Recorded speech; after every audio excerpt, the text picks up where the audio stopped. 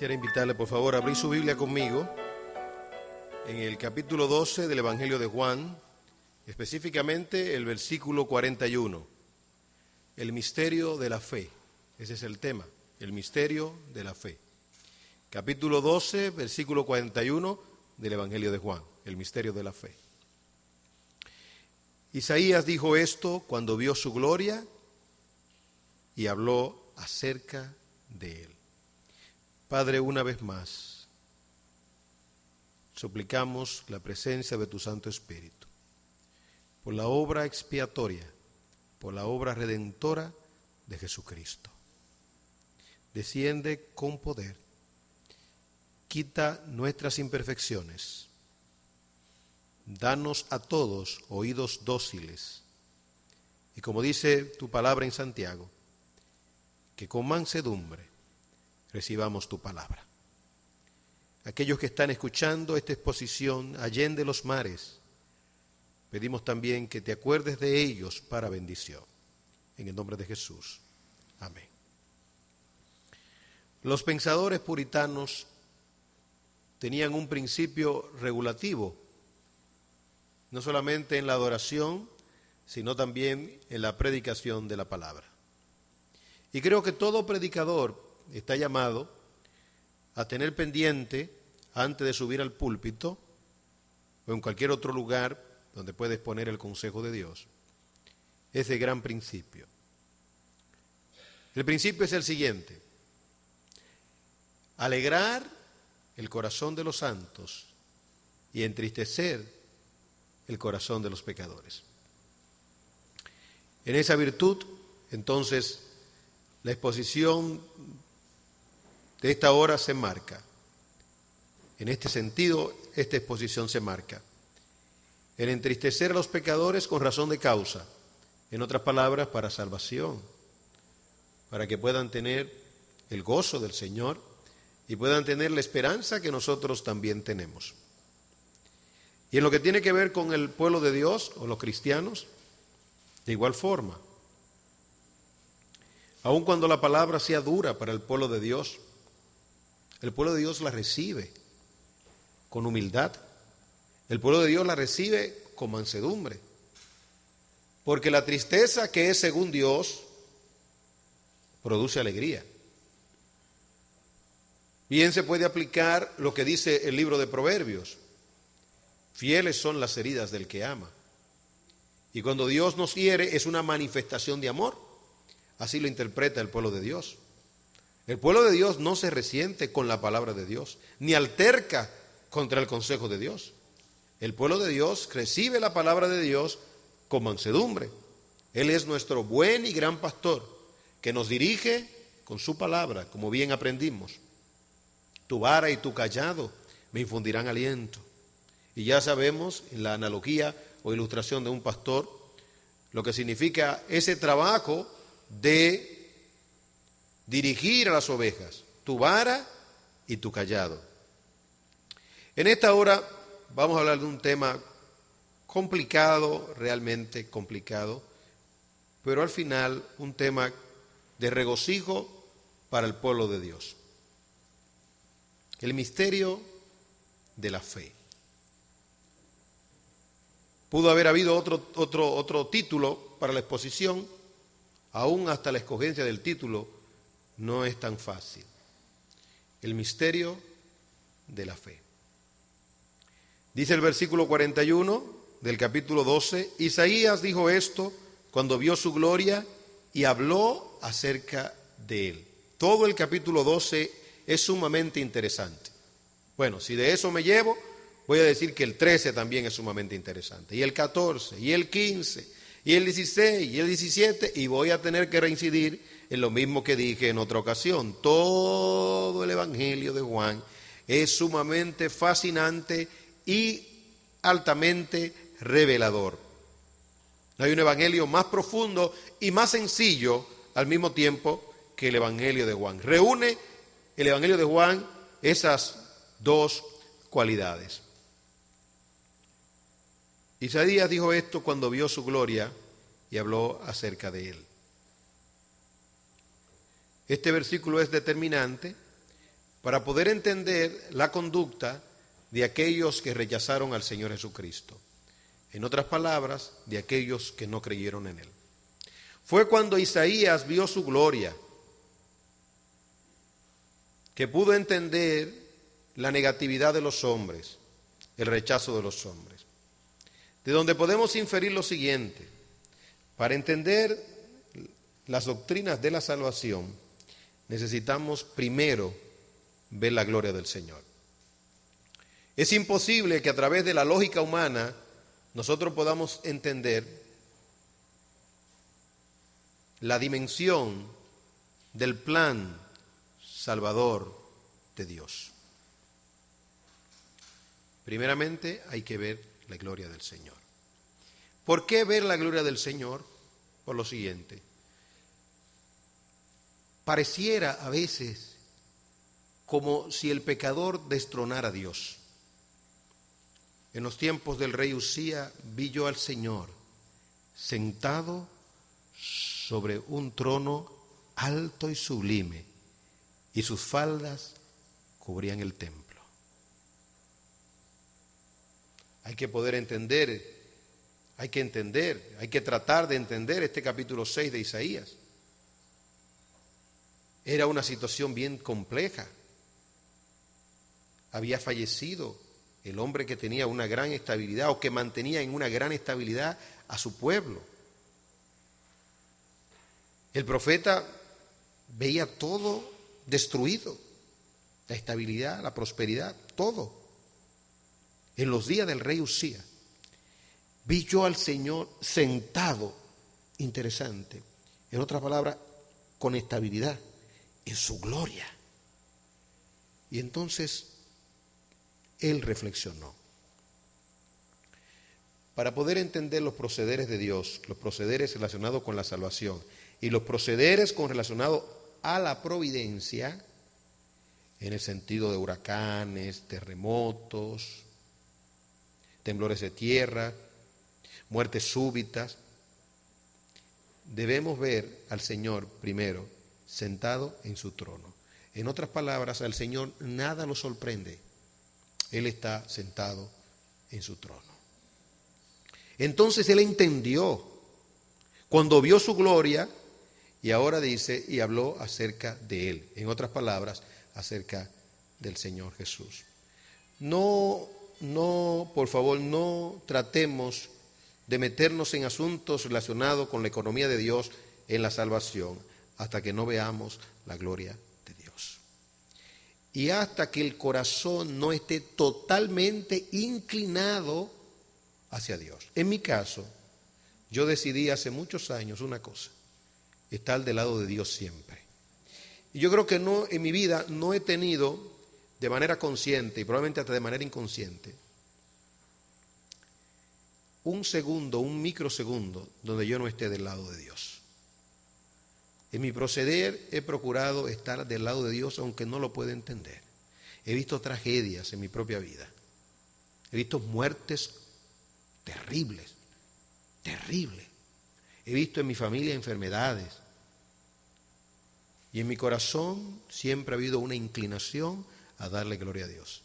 Y bendigo al Señor porque hasta donde la memoria me da, desde la niñez, mi inclinación es hacia Dios. Es a darle gloria y honra al Señor. Eso es importante, que aun cuando usted no puede entender ciertas cosas de la Biblia, la palabra de Dios, su corazón esté preparado para darle gloria al Señor. Job es un buen ejemplo. Aunque él me mate, en él esperaré. Job es un buen ejemplo. ¿Acaso recibiremos lo bueno de él y lo malo no recibiremos? Y no pecó Job, ni le atribuyó a Dios. Qué lindo esto, ¿eh? Ni le atribuyó a Dios despropósito alguno. En otras palabras, Job podía decir: yo soy de Dios y Dios es mío. Job podía ver la gloria del Señor. Hay que ver la gloria del Señor. A Dios hay que obedecerle y hay que creerle independientemente de lo que sintamos. Es un asunto de resolución y de principios.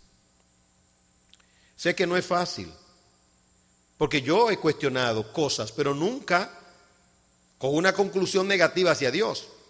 A veces hasta me he preguntado, ¿por qué este mundo caído? ¿Por qué tanta miseria? ¿Por qué tantas enfermedades? Pero nunca en mi corazón he tenido reserva con relación a Dios y su gloria. Es que no lo puedo entender, no lo puedo entender. Y todavía no ha llegado a mi vida, digo el todavía, Señor, perdóname. Bueno, si llegase, ningún quebranto profundo, pero pudiera llegar. Yo lo único que le pido a Dios es que me dé la fuerza para poder soportar cualquier quebranto, porque soy vulnerable a cualquier quebranto, a cualquier enfermedad de humillación terrible. Líbreme Dios, es lo más que puedo decir. La muerte más linda sería un infarto al corazón. Me fui y se acabó. Y no un proceso de humillación con un cáncer con metástasis. O un accidente que me deje lisiado. Eso es una humillación y un sufrimiento lento y una vergüenza y un enjuiciamiento mental de muchos. ¿Habrá pecado? ¿Habrá fallado? ¿Qué hizo? ¿Es un juicio de Dios? ¿Es una disciplina? Es decir, que no solamente el dolor físico, sino también la ansiedad emocional y el dolor emocional, fruto de lo que otros pudieran estar pensando o de lo que otros pudieran estar diciendo. Líbrenos Dios. Pero si viene, Señor, danos la fuerza necesaria para siempre vindicarte. Porque en el caso de Job, muchos dijeron, todo esto te ha venido porque tú has pecado. Algo malo tú has hecho. Es decir, que además de su quebranto, él tenía esos aguijones que estaban allí para acusarle.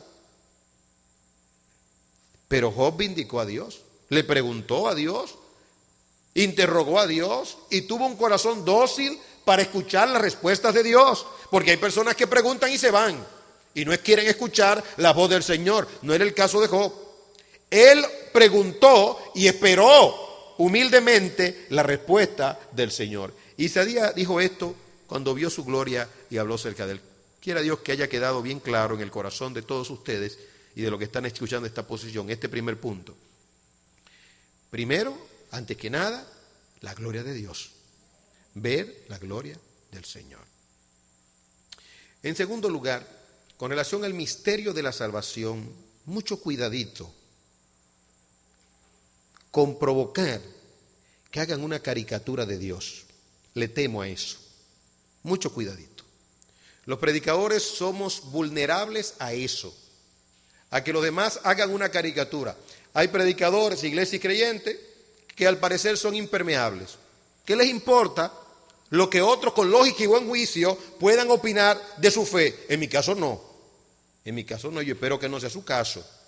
A mí me preocupa lo que digan otros acerca de mi Dios y de la doctrina que yo profeso. A la luz de una lógica y de una coherencia, me explico. Yo no puedo, a la luz de un desorden humano, en otras palabras, aquí todo el mundo brincando y saltando y tirando sillas y haciendo cosas que son el hazme reír de los demás, entonces viene una persona con cordura, como dice Pablo en 1 de Corintios, capítulo 2 y capítulo 14, si entra un docto, si entra una persona sensato, ¿no diráis que estáis locos? Es decir, yo no quisiera que alguien entrara aquí, viera una locura, una manifestación humanamente de locura, y entonces yo venga a defender esa postura diciendo, mi manicomio está en el cielo. Perezca tal pensamiento. El Dios nuestro es un Dios de orden. Hágase todo decentemente y en orden. La naturaleza grita el orden de Dios. Los 6 días de la creación nos habla del orden de Dios. El color de las plantas nos habla del orden de Dios. Los límites que Dios le puso a la mar nos hablan del orden de Dios. El proceso de gestación nos habla del orden de Dios. Los colores no están disparateados. Hay un verde, hay un rojo, hay un azul cielo. Todo está hermosamente diseñado. Es decir, que el Dios nuestro no es loco ni incoherente. El Dios nuestro, estéticamente hablando, es un Dios de orden. Y en todos los sentidos es un Dios de orden. No es un Dios de confusión, dice la Biblia. Pero hay personas que tratan de usar la lógica de lo suprahumano. No, es que tú no lo vas a entender. Sí, eso tiene que entenderlo. Eso tiene que entenderlo. Pero si es pernicioso en ese sentido, más pernicioso es en el asunto conceptual. Porque eso podría pasar con hermanos de humilde condición o hermanos de exaltada condición, pero en juicio. Pero ¿y de qué de aquellos intelectuales cristianos que se hacen sabios y que están a un nivel tan alto que la Biblia le queda pequeña? Y como le queda pequeña, tienen que tomar a San Agustín, tienen que tomar a Calvino, porque la Biblia le queda pequeña. Es que la Biblia no está completa. Yo necesito el pensamiento de San Agustín, que está mezclado con teología y filosofía. Necesito el de Calvino, que también está mezclado con filosofía y teología. Y la filosofía, ¿qué se llama? ¿Cómo se define la filosofía? Amor a la sabiduría. ¿Eso es filosofía? En otras palabras, que la filosofía hay encerrada todo un engranaje de aparente sabiduría y de lógica profunda humana. En otras palabras, te da reputación delante de los de afuera. Y a veces queremos la buena reputación de los de afuera y queremos también la buena reputación de los de adentro. Y así no se puede. Es lo que Pedro llamó la pureza del Evangelio. Desead como niño recién nacido la leche espiritual, ¿qué dice su Biblia? No adulterada. Hay que tener mucho cuidado con no adulterar las Escrituras y las verdades de las Escrituras. Le temo que me hagan una caricatura de Dios o que yo mismo sea caricaturizado. Yo le temo a eso. No es que no duermo, pero si fallo tengo que arrepentirme.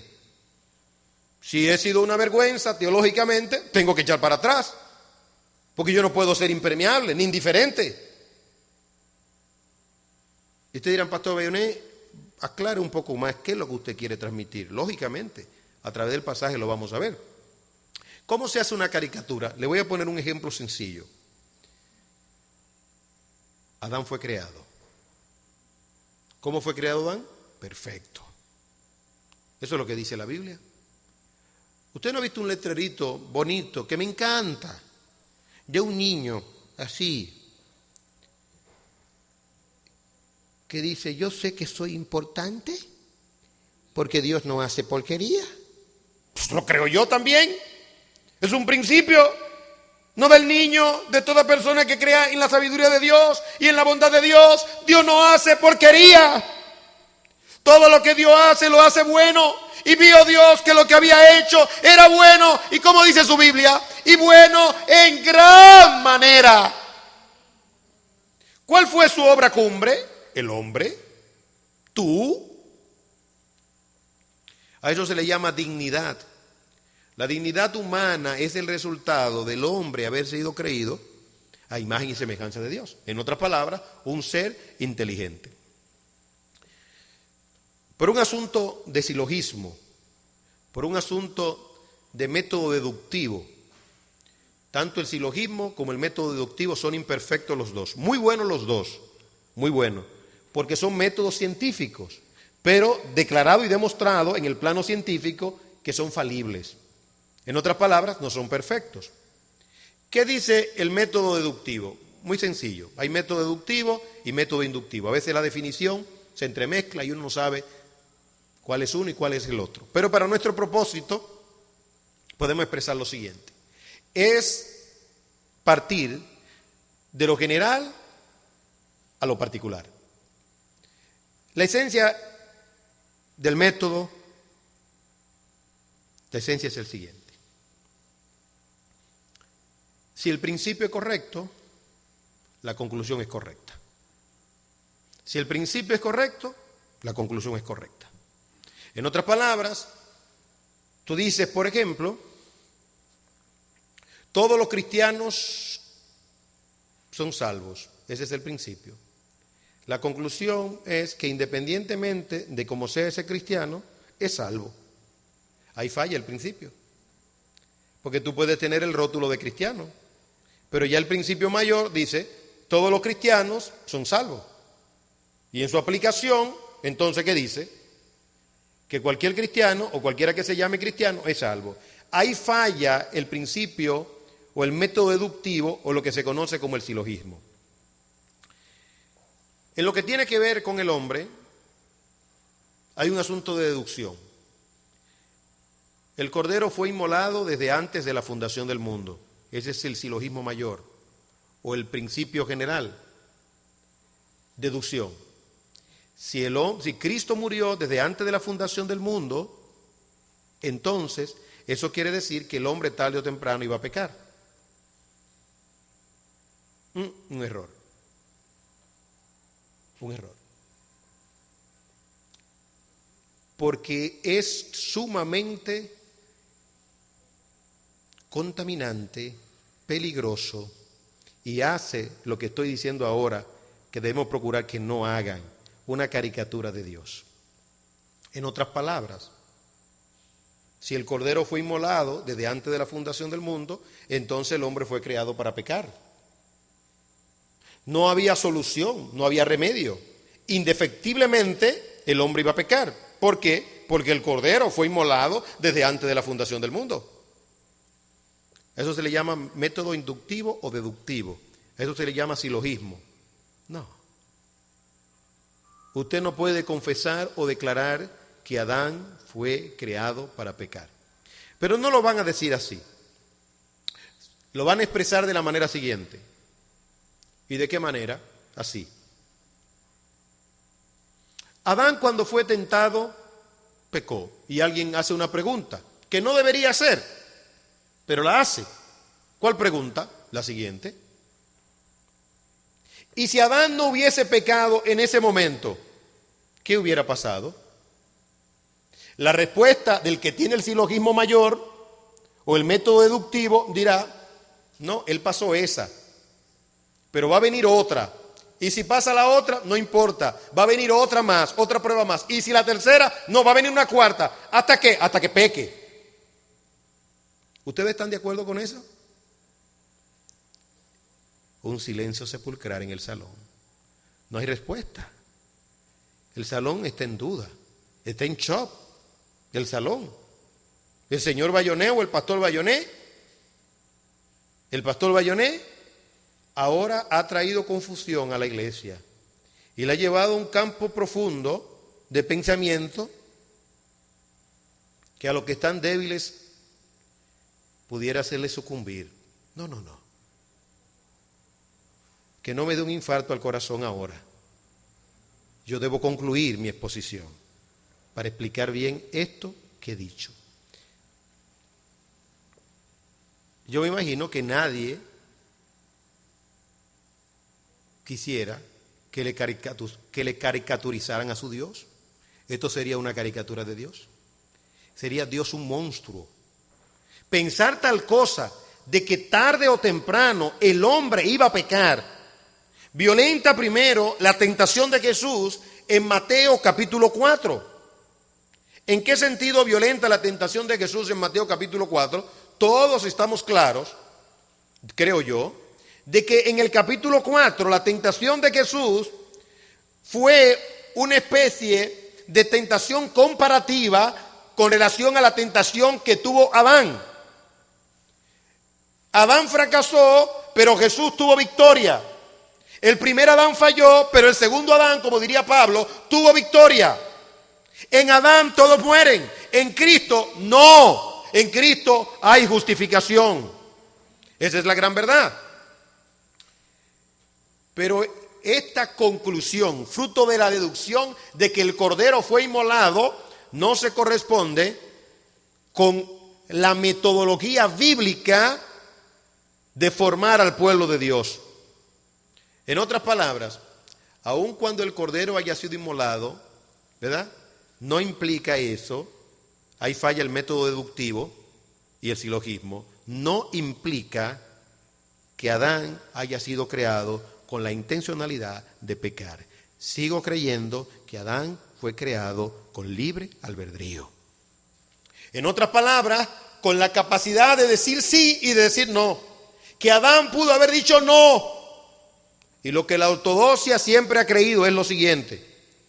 Si Adán hubiese tenido victoria en ese momento, hubiese sido confirmado en santidad. ¿Qué significa confirmado en santidad? Que no más prueba, no más tentación, no más. Simple y llanamente una creación exaltada, una creación glorificada. Pero ni aún esto que estoy diciendo podríamos entenderlo en su justa dimensión. La realidad es que nosotros hemos heredado el pecado y que estamos en un mundo caído y que estamos sufriendo las consecuencias de esa desobediencia. ¿Qué harían entonces los de afuera si nosotros tuviésemos la primera postura? Es decir, la postura de la intencionalidad, del pecado en Adán, de que tarde o temprano, bueno, lo que hacen algunos, ridiculizar. En otras palabras, todo está escrito. ¿Y es verdad que todo está escrito? Sí, no. Nadie puede escapar de lo que está escrito. En otras palabras, ya mi destino está preestablecido. Me mueva para aquí y me mueva para allí, eso es lo mismo. A eso se le llama fatalismo. Y hay un punto muy fino entre este silogismo, entre este principio mayor, entre este método deductivo y el fatalismo. Y alguien dirá, Pastor Bayona, ¿y qué es el fatalismo? Bueno, lo que creen los musulmanes. Es una religión de fatalistas. En otras palabras, lo que será, será. De ahí viene el terrorismo, de que mueren por Alá, de que se quitan la vida por Alá, de que cogen un avión y lo meten en una torre gemela y destruyen. Cogen dinamita, van a un establecimiento y no importa. Es que el fatalismo, lo que será, será. Es una doctrina, puedo decir con toda realidad, diabólica, groseramente diabólica. Ustedes dirán, Pastor Bayona, ¿y entonces qué tiene que ver esto de Isaías 12:41? Isaías dijo esto cuando vio su gloria y habló acerca de él. Bueno, recuerden el primer punto. Lo primero que hay que ver, ¿qué es? La gloria de Dios. En tercer lugar, retomando el punto y ampliándolo, el primero. La gloria de Dios no es un asunto subjetivo ni sentimental. Es un asunto que tiene que ver con la persona de Dios. La gloria de Dios es la santidad. La santidad. ¿Qué dice Isaías 6? Y sus faldas, ¿qué dice? Cubrían el templo. Cuando se habla de la falda de Dios, ¿acaso Dios necesita faldas? Por favor. Se habla de la santidad de Dios. Para una mujer, lo más lindo es su vestidura. Para Dios lo más lindo es su vestidura. Y la vestidura de Dios es la santidad. ¿Qué es la santidad? ¿Es ausencia total de pecado o de maldad? Dios es bueno porque es santo. Dios es amor porque es santo. Dios es justo porque es santo. En otras palabras, la justicia, el amor, la veracidad, todo emana de la santidad. No santidad, no puede haber justicia. No hay santidad, no puede haber veracidad. No hay santidad, no puede haber amor. Por eso es que en toda la Biblia se demanda la santidad del pueblo de Dios. Sé santo porque yo soy santo. Yo te amo porque soy santo. Soy veraz porque soy santo. La santidad es fundamental.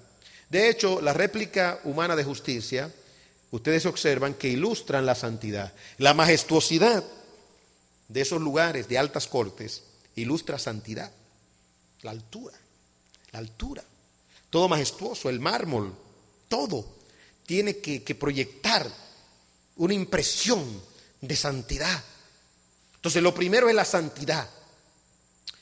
Lo segundo es la justicia. Y lo tercero es el amor. Santidad, justicia y amor. Ahí está. Luego vienen otros atributos. Esa es la gloria del Señor.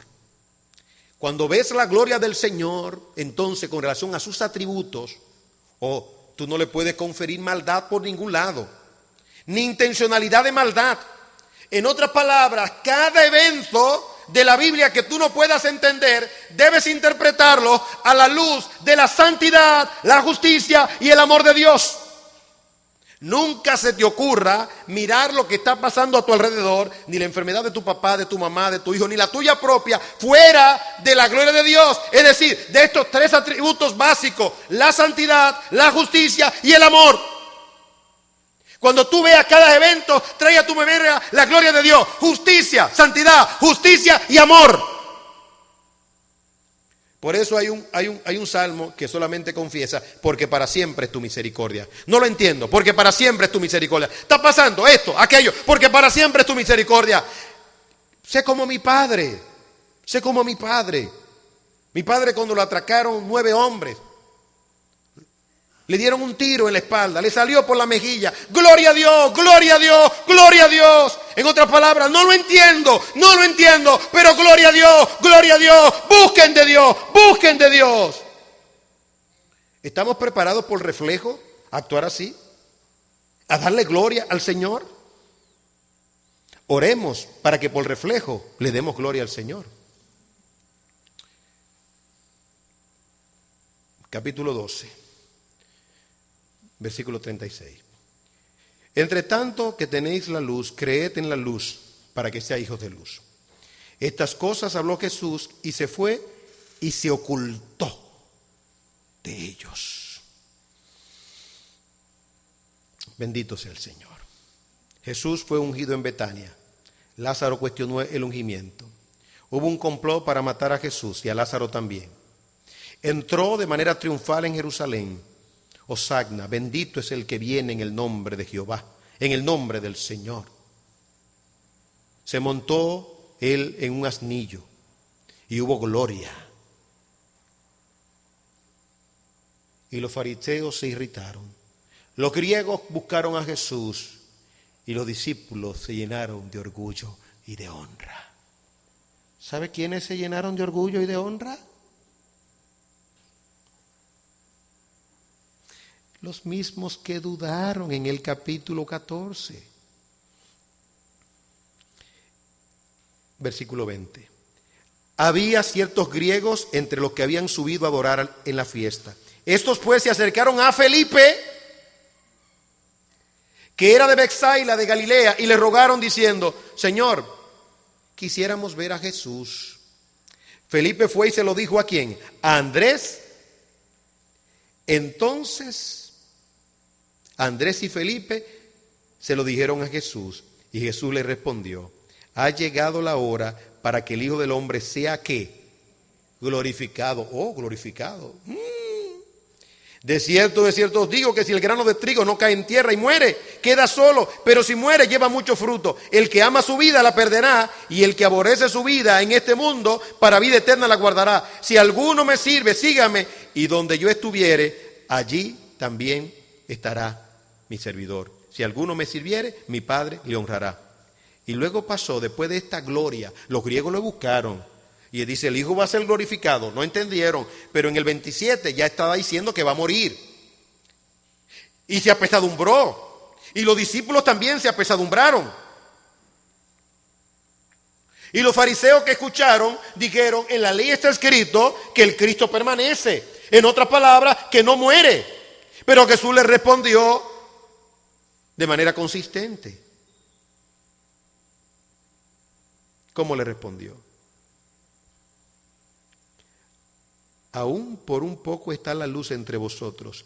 Andad entre tanto que tenéis la luz, para que no os sorprendan las tinieblas, porque el que anda en tinieblas no sabe a dónde va. Entre tanto que tenéis la luz, creed en la luz, para que seáis hijos de luz. ¿Y qué sucedió? Que algunos rechazaron al Señor y no creyeron. Humanamente hablando, no hay nada que me moleste y que le moleste a un ser humano. Yo soy humano, silogismo mayor. Todos los humanos se molestan cuando los rechazan. Silogismo menor. Yo soy humano y me molesto cuando me rechazan. Esa es la idea. ¿Tú tienes la imagen de Dios? Sí. ¿Se molesta a Dios cuando lo rechazan? El primero. Porque a mí me rechazan y es lógico que me rechacen. Puede ser por mi temperamento, por mi carácter, porque no he sido consistente, porque no he sido bueno, porque no caigo bien, por algún acto de injusticia, un rechazo. Yo lo voy a agarrar en la curvita de la Paraguay. Yo le voy a hacer algo que él va a sentir mi rechazo. La indiferencia, el silencio, todas esas son manifestaciones de rechazo y usted la ha vivido y yo también. De alguna forma, en alguna área, hemos sentido el rechazo. Y eso nos ha dolido más que una tabanada, o una bofetada, o una galleta, un golpe en la cara. Hubiésemos preferido un golpe en la cara, un trompón en el estómago, una trompada en el estómago. Antes que el rechazo, me rechazó. Hay personas que le han quitado la vida a otra por un rechazo. Los antisociales, los llamados pandilleros. Dice que son rechazados, enajenados sociales. El rechazo los lleva a matar gente, a matar niños, a violar niños. ¿Y Dios cuando es rechazado? Cuando las personas no creen en Dios es un rechazo. ¿Por qué le está haciendo una invitación? Para que crean. Aquí hay un conflicto ahora de ego. Aquí hay un conflicto de ego. Tú me estás rechazando a mí, el dador de la vida. Si tú me rechazas, viéndolo desde el punto de vista de la lógica, entonces tú ganaste y yo fallé. Tú ganaste y yo fallé. En otras palabras, yo te hago una oferta y tú tienes la capacidad de recibirla o rechazarla. ¿Tú estás aquí todavía?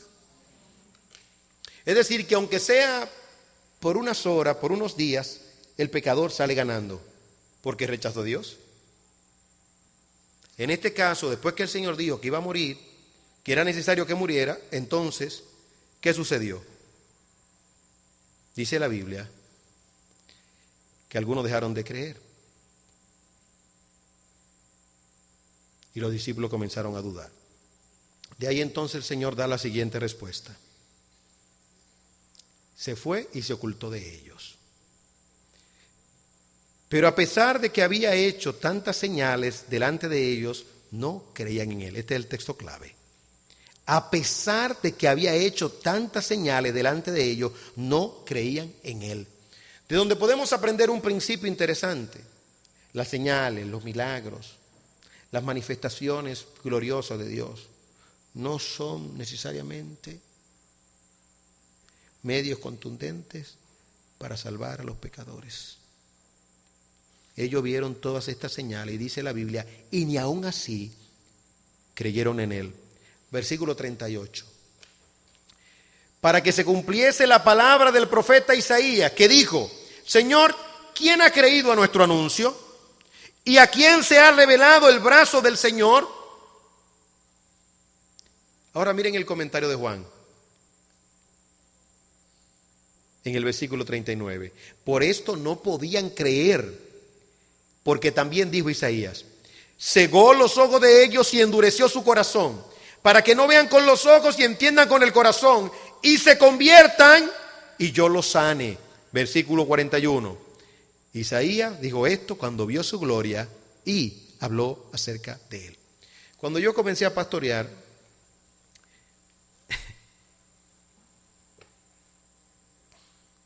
qué pretencioso. Yo creía que iba a entender rápidamente la Biblia y que podía enseñar a otros. Pero ¿cuántos tranques se me dieron en la Biblia? ¿Cuántos tranques? Cuando yo leí esto se me trancó la mente. Porque esto es antilógica. Es decir, tú no puedes creer lo que tú estás leyendo. Tú tienes que tener todo el engranaje bíblico para poder entender un pasaje. Decía uno de nuestros queridos diáconos, después de una confrontación teológica, asustado, dice, no es fácil enseñar. Claro que no es fácil enseñar. Un fallo en la enseñanza puede ser fatal para una persona o para una iglesia. El púlpito es un asunto tan delicado como usted no se puede imaginar. Como usted no se puede imaginar. En mi novatada, yo decía, pero es que no, eso no lo entiendo. ¿Cómo es que el Señor cegó los ojos? ¿Usted oyó? ¿Cómo es que el Señor endureció el corazón para que no crean? Lo cegó para que no vean y lo endureció para que no crean. ¿Usted está aquí todavía? No se vaya más lejos. Es lo que dice el texto, que cegó y endureció, porque al Señor nadie le gana. Aquí hay una tensión entonces interesante. ¿Cuál es la tensión? La soberanía de Dios y la responsabilidad humana. La determinación divina y la responsabilidad del hombre.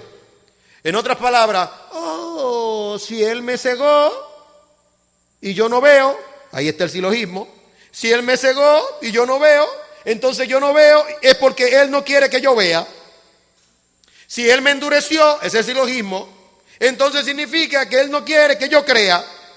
En otras palabras, si me voy al infierno, ¿de quién es la culpa? De Dios. Ahora, dice el versículo 41, Isaías dijo esto cuando vio su gloria. ¿Cuál es la gloria de Dios? Number one, santidad.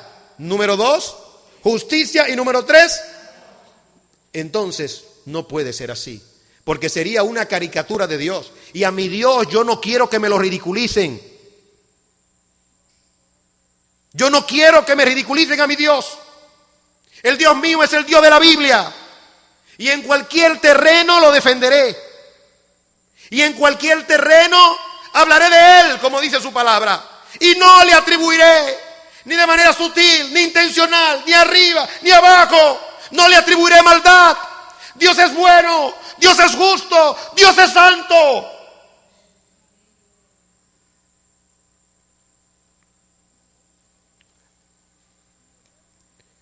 ¿Qué es lo que se está diciendo entonces? Lo que se está diciendo es muy sencillo. ¿Tú no crees? Si yo no creo, yo decidí no creer. Ya, no hay que hablar más nada. En derecho hay un principio. ¿Cuál es el principio? ¿A confesión de parte? ¿Relevo de prueba? ¿Tú quieres creer? No, yo no creo. ¿Ya? ¿Por qué te condenas? ¿Porque en Dios endureció tu corazón? No, porque tú dijiste que no creíste. Ahora tú vas a decir, si lees la Biblia, ¿tú ves? Yo dije que no. ¿Tú sabes por qué no? Porque Dios me endureció. Oh, qué lindo. Oh, qué bonito. Ahora sabes de teología. Ahora eres un teólogo profundo. Pero esa misma teología te aplasta. Esa misma teología te hunde. ¿Por qué? Porque saber de teología significa que eres un ser inteligente. Y como ser inteligente te condenas. Nadie podrá decir en la eternidad, yo estoy aquí porque Dios me predestinó para condenación. Yo estoy aquí porque Dios me predestinó para ir al infierno. Dios sería injusto. Dios sería injusto. No, usted está en el infierno porque usted decidió estar en el infierno. Porque usted rechazó a Cristo. Usted está en el infierno porque usted se burló de Dios. Y como de Dios nadie se burla, Dios le tiene una guardada. Y le dice, ajá, ¿eso es lo que tú estás diciendo? ¿Tú crees que vas a ofender mi ego? Te tengo otra. He aquí lo que te tengo. Cegó los ojos de ellos y endureció su corazón, para que no vean con los ojos ni entiendan con el corazón y se conviertan y yo los sane. Faraón endureció su corazón y Jehová endureció el corazón de Faraón. Si oyereis hoy su voz, no endurezcáis vuestro corazón. Si algo le temo en lo personal, porque esto de que salvo siempre salvo, es verdad y no es verdad. Es verdad y no es verdad. Todos los días yo le temo al Señor, todos los días. Y hay una cosa que yo más temo en mi peregrinar como cristiano, el endurecimiento de corazón. De todo lo que yo temo en mi vida es el endurecimiento de corazón. ¿Qué es el endurecimiento del corazón? La incredulidad. Hacer el papel de pastor, hacer el papel de esposo, hacer el papel de hijo, hacer el papel de cristiano, ser un moralista, pero sin temor a Dios. Decía el pastor Agüero cuando estuvo aquí hablándonos acerca del deleite, de la intimidad con Dios. Dice, la comunión íntima de Jehová es ¿con quiénes? Con los que le temen. Cuando se te fue el temor de Dios, se te fue todo. Hay engrosamiento del corazón, hay endurecimiento. Yo oro al Señor para que mi corazón no se endurezca. El endurecimiento del corazón es un distanciamiento de Dios, por ende, un juicio divino. Señor, que mi corazón siempre esté sensible para pagar al que me hace mal con bien, para ser noble con los demás, para arrepentirme cuando haya pecado, para humillarme, para dolerme de mi maldad, para confesar mis culpas delante de ti. Bueno, yo estoy en esta condición porque Dios me entregó. Entonces Dios es el culpable porque Él te entregó. ¿Y por qué Él te entregó? Es como el niño que va y dice, papi, sí, mi hijo, que la profesora me trató tan mal, papi. Mira, me hizo esto, papi. y me hizo aquello. Oh, mi hijo, pero qué profesora más mala. Anda, yo voy a hablar con ella. Y cuando va donde la profesora, mi hijo me dice que usted, digo, ¿le contó lo que hizo? ¿Le contó ella? ¿Le contó la historia completa? No, nada más me dijo que usted, pero le contó la historia. ¿Usted quiere que yo se la cuente? ¿Su corazón está abierto para contarla? Fue Dios que me entregó. Ajá, Dios es el malo de la película. No, mi Dios es justo, mi Dios es santo, mi Dios es justo y mi Dios es un Dios de amor. Con todo mi corazón les pido que sean bíblicos. Oigan la voz de la Biblia. No conjeturen con la Biblia. No traten de buscar una explicación a un texto fruto de una teología preconcebida. Acepten el texto tal y como está. Acepten la intensidad del texto. Cuando el Señor dice arrepiéntanse, hay que arrepentirse. No digan el arrepentimiento es de Dios y ahora yo no tengo deseo de arrepentirme. No, arrepiéntase. Si la Biblia dice cree, no diga de Dios está la fe, yo no creo porque Dios no me la dio. No, crea. Si Dios dice coge el buen camino, no diga cuando Él me haga a mí sentir, porque Él es quien produce al final el hacer como el creer, el hacer como el creer en su buena. No, crea. Sea obediente de manera tácita a la palabra de Dios para que no sea hallado falto delante de Él. Pero permítame concluir.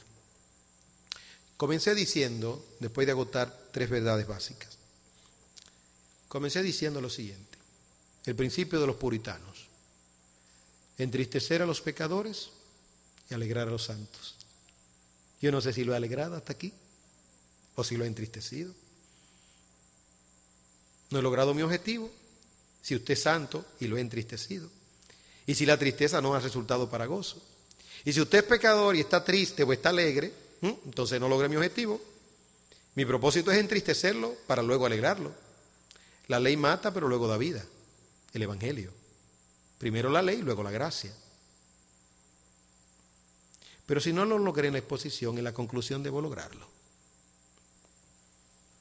Vosotros estáis aquí y yo también. Estamos en este lugar. Somos privilegiados. Cristo murió por nuestros pecados.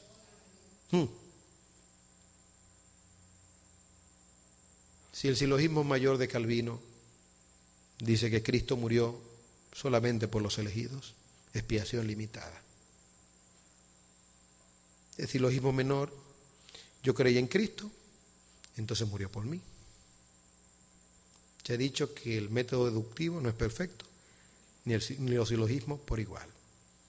Sin embargo, lo que yo sé es que todo aquel que ha creído en Cristo es salvo. Lo que yo sé es que la Biblia dice que es un bienaventurado el que ha confesado a Cristo como Señor, porque es una revelación del Espíritu. Nadie puede venir a Cristo si el Padre no lo atrae. Nadie puede confesar a Jesús como Señor si el Espíritu no revela. Te lo reveló a ti. Entonces, a la luz de ese hecho, eres un predestinado. Eres un escogido. Oh, but please, no te pregunte ahora. No te preguntes ahora, oh pastor, ¿y aquellos que están allá afuera no fueron escogidos ni predestinados? Ese no es el punto ahora. El punto eres tú. Haz un banquete en esta noche. Haz una fiesta y piensa que el amor de Dios para ti ha sido un amor eterno. Ahora no pienses en el otro, no pienses en Esaú. Piensa en Jacob. Tú eres Jacob. Ahora piensas que Dios te tiene ahí, que te trajo ahí, que estás aquí, que estás de pie. Cómete el banquete en la mesa del Señor. Que nadie quite tu gozo, ni pensamientos distrayentes, satánicos que a veces vienen. Oh Dios, estoy aquí y los otros. No, Él es más santo, Él es más justo y Él es más bueno. Si tú estás aquí y ellos no están aquí, es porque Él entendió que eras tú quien tenía que estar aquí y no ellos. Entonces da gloria a Dios.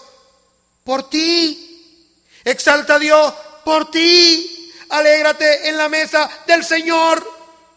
Pon un bozal en tu cara y concéntrate en la gloria de Dios, en la santidad y en la justicia de Dios. Ve y llámalo para que estén aquí. Dirán: no, ese lugar es aburrido. No, ese lugar no me gusta. ¿Y por qué? Porque aquí está el sabor, aquí está el gozo, aquí está el deleite. ¿En qué? En el pecado.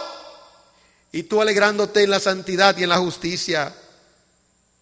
No procures ser más bueno que Dios, ni más santo que Dios, ni más justo que Dios. Alégrate en que estás aquí. Yo me alegro en que estoy aquí. La salvación es tuya y de nadie más. Es individual, es exclusiva, es de una determinación humana, pero también de una providencia divina, de una soberanía divina. Gózate en el Señor. Has sido invitado a participar de la mesa del Señor. Disfruta, disfruta. Y sabes que para ti se aplican todas las promesas de Dios. A los que aman a Dios, todas las cosas operan para bien. El deleite de Jehová es con sus hijos. Él suplirá las necesidades de su corazón. La comunión íntima del Señor es con aquellos que le temen. Por eso Dios es mío y yo soy de Él. Y en este mundo siempre habrá hasta el final dos líneas paralelas: los que odian a Dios, los que aborrecen a Dios, y los amados del Señor. Cuando Caín mató a Abel, entonces nació Set, y los hombres comenzaron a invocar el nombre de Dios. He aquí la descendencia de Set. He aquí la descendencia de Abraham. He aquí la descendencia de David. He aquí el linaje de Jesús. He aquí el pueblo de Dios que le exalta, que bendice a un Dios que es hermoso en todos sus atributos, y que nadie puede alegar injusticia en Dios, ni nadie puede alegar que Dios es arbitrario. No, Él es perfecto y tiene un plan perfecto. Y termino diciendo: Dios nunca pierde, ni nunca perderá. Padre, te alabamos y te bendecimos y te damos toda la gloria y la honra a ti. Son profundos tus misterios, el misterio de la fe. Cuando vemos a Pablo en Romanos 11 concluir diciendo que tus juicios son grandes, que tus juicios son tan profundos. Oh, profundidad de las riquezas de la sabiduría y de la ciencia de Dios. Cuán insondables son sus juicios e inescrutables sus caminos. Oh, porque ¿quién entendió la mente del Señor? ¿O quién fue su consejero? ¿O quién le dio a él primero para que le fuese recompensado? Porque de él, sí, Señor. Y es justo esto. Esto es justo. Y por él, y para él son todas las cosas. A él, así terminó tu siervo. A él sea la gloria por los siglos. Amén. Gracias, Señor.